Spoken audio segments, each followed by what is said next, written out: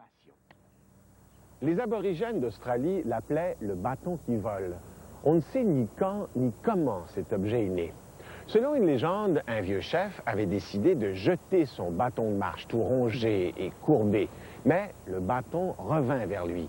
Agacé, le chef le relança de nouveau et le bâton revint une fois de plus. Ça, c'est pour la légende. Toutefois, ce qui est certain, c'est que les tout premiers boomerangs étaient en bois, comme celui-ci. En Australie, les indigènes les utilisaient pour des jeux d'adresse et pour la chasse.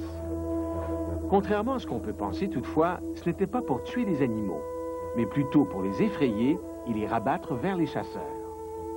Les Australiens n'ont toutefois pas l'exclusivité du boomerang. Des fouilles archéologiques ont montré qu'il était connu de différentes cultures partout dans le monde. En Égypte, par exemple, on a retrouvé des reproductions de bâtons à lancer dans la tombe de Toutankhamon. Plus près de nous, certains Amérindiens, notamment les Hopis de l'Arizona, connaissaient aussi le boomerang. Les boomerangs d'aujourd'hui sont bien différents de ceux du passé. Les matériaux et les formes sont extrêmement variables. Il reste Très longtemps, le vol du boomerang est resté un mystère. Au début du siècle, on a commencé à élaborer des explications. Mais ce n'est que tout récemment, en 1975, que le Néerlandais Felix Hess a réussi à répondre à toutes les questions scientifiques. Il a littéralement mis en équation le vol du boomerang. En simplifiant, l'explication tient à deux phénomènes de physique, la portance et la précession gyroscopique.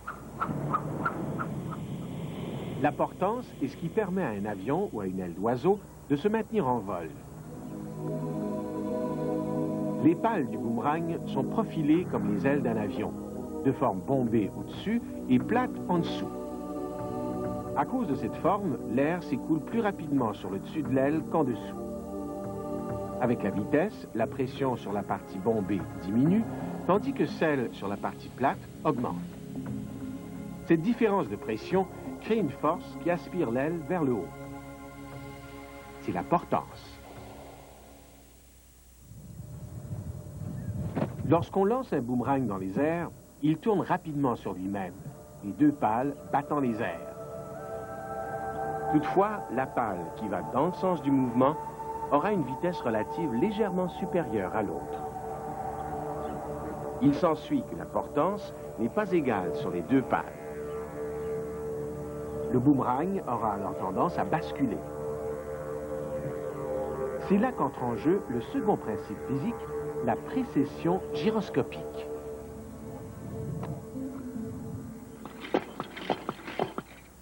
Tous les gyroscopes, comme cette toupie, possèdent une propriété très particulière. Lorsque la toupie tourne, son axe de rotation reste vertical et fixe, comme ceci. Maintenant, si j'applique une force pour la faire basculer, la toupie a l'étrange faculté de ne pas tomber. Son sommet, au contraire, cherche à revenir vers l'intérieur en décrivant une longue courbe. Il est soumis à une force qu'on appelle précession gyroscopique. Dans le cas du boomerang, contrairement à la toupie, l'axe de rotation ne repose pas sur le sol. Sous l'action de la précession, cet axe aura tendance à se rétablir par petits coups successifs. Ainsi, au lieu d'aller tout droit, un boomerang normal, lancé à la verticale par un droitier, se déplacera légèrement sur sa gauche à chaque rotation. Si bien que le boomerang décrit une longue courbe dans les airs. Et ce, jusqu'à ce que sa vitesse de propulsion soit nulle et qu'il revienne près de son point de départ.